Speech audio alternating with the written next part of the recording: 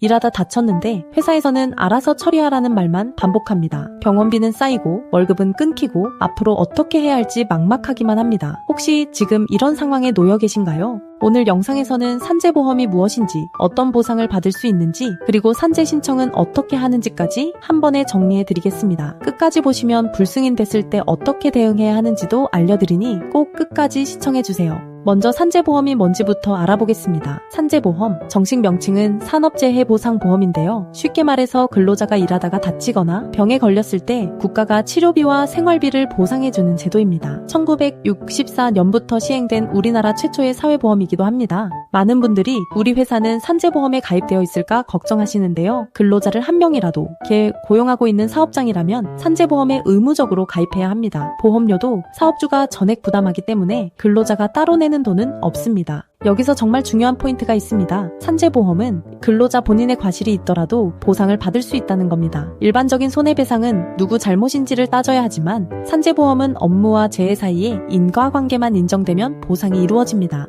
이 점이 일반 보험과 가장 크게 다른 부분이에요. 그러면 어떤 경우에 산재로 인정될까요? 크게 세 가지로 나뉩니다. 첫 번째, 업무상 사고입니다. 작업 중에 기계에 손이 끼이거나 높은 곳에서 떨어지거나 무거운 물건을 나르다 허리를 다치는 경우가 여기에 해당합니다. 두 번째, 업무상 질병입니다. 오랫동안 유해 물질에 노출되어 생긴 직업병, 과로나 스트레스로 인한 뇌 심혈관 질환, 근골격계 질환 등이 이에 해당합니다. 세 번째, 출퇴근 재해입니다. 2018년부터는 통상적인 경로와 방법으로 출퇴근하다 발생한 사고도 산재로 인정됩니다. 출퇴근 중 교통사고를 당한 경우가 대표적이죠. 다만 근로자가 고의로 자해를 하거나 범죄 행위로 인해 다친 경우는 산재보험 보상 대상에서 제외됩니다. 자, 그럼 산재로 인정되면 어떤 보상을 받을 수 있을까요? 산업재해보상보험법에 따르면 총 8가지 종류의 보험급여가 있습니다. 하나씩 살펴보겠습니다. 첫째, 요양급여입니다. 업무상 재해로 나흘 이상 치료가 필요한 경우 치료비 전액을 지급받습니다. 수술비, 입원비, 약제비가 모두 포함됩니다. 둘째, 휴업급여입니다. 치료를 받느라 일을 못하는 기간 동안 평균 임금의 70%를 지급받습니다. 치료기간 중 생계를 유지할 수 있도록 돕는 아주 핵심적인 급여입니다. 많은 분들이 요양급여만 신청하고 휴업급여를 놓치시는데 반드시 함께 청구하셔야 합니다. 셋째, 장애급여입니다. 치료가 끝난 후에도 신체에 장애가 남았을 때 지급됩니다. 장애 정도에 따라 1급부터 14급까지 등급이 나뉘고 등급에 따라 연금 또는 일시금으로 받을 수 있습니다. 넷째, 간병급여입니다. 요양이 끝난 뒤에도 일상생활에서 간병이 필요한 경우 지급됩니다.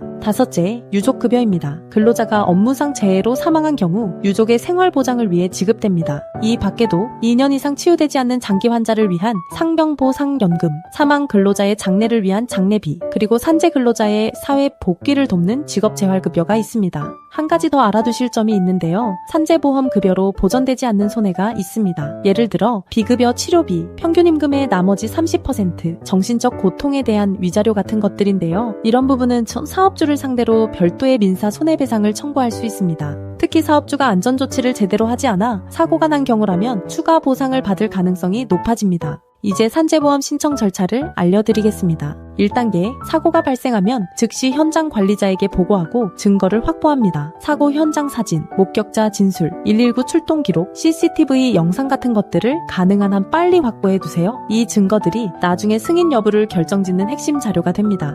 2단계, 산재보험 지정 의료기관에서 진료를 받고 진단서와 초진속연서를 발급받습니다. 3단계, 요양급여 신청서를 작성해서 근로복지공단에 제출합니다. 재해 발생 경위를 육하원칙에 따라 구체적으로 적어야 합니다. 온라인으로도 신청할 수 있습니다. 여기서 꼭 기억하셔야 할 것이 있습니다. 산재 신청은 회사가 해주는 게 아닙니다. 재해를 입은 근로자 본인이 근로복지공단에 직접 하는 겁니다. 회사가 산재 처리를 거부하더라도 근로자는 독립적으로 신청할 수 있습니다. 이 부분 정말 중요하니 꼭 기억해주세요. 신청서가 접수되면 근로복지공단에서 담당 조사관을 배정하여 재해조사를 진행하고 조사 결과에 따라 승인 또는 불승인 처분이 내려집니다. 그런데 만약 불승인을 받으면 어떻게 해야 할까요? 여기서 포기하시면 안 됩니다. 불승인 처분을 받더라도 다시 도전할 수 있는 방법이 있습니다. 먼저 심사 청구가 있습니다. 처분을 통보받은 날로부터 90일 이내에 근로복지공단 심사위원회에 심사를 청구할 수 있습니다. 다음으로 재심사 청구가 있습니다. 심사 결과에도 이의가 있다면 고용노동부 재심사위원회에 다시 청구 청구할 수 있습니다. 마지막으로 행정소송을 제기할 수 있습니다. 법원에서는 서류 심사뿐 아니라 증인신문, 신체감정, 의료기관에 대한 사실조회까지 훨씬 꼼꼼한 심사를 진행합니다. 실제로 근로복지공단의 불승인 처분이 법원에서 취소되는 비율이 30에서 40%에 달한다는 분석도 있습니다. 불승인 받았다고 끝이 아니라는 거죠.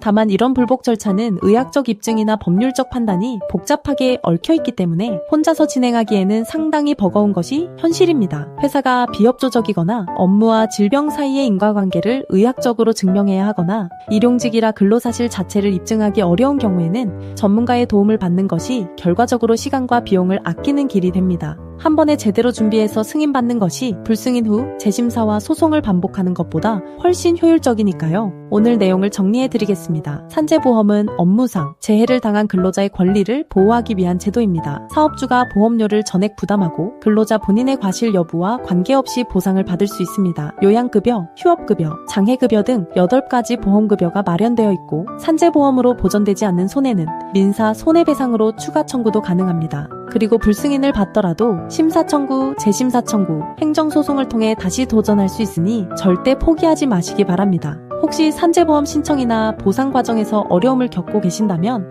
내 상황에 산재가 적용되는지 어떤 보상을 받을 수 있는지 전문가에게 직접 물어보시는 것이 가장 빠른 방법입니다. 법도 노동산재소송센터에서는 산재 신청부터 불승인 대응, 손해배상 청구까지 1:1 맞춤 상담을 제공하고 있습니다. 영상 설명란에 무료 상담 신청 링크와 전화번호를 남겨두었으니 필요하신 분은 편하게 연락해 보시기 바랍니다. 오늘 영상이 도움이 되셨다면 좋아요와 구독 부탁드리고요. 산재보험에 대해 더 궁금한 점이 있으시면 댓글로 남겨주세요. 그럼 다음 영상에서 뵙겠습니다.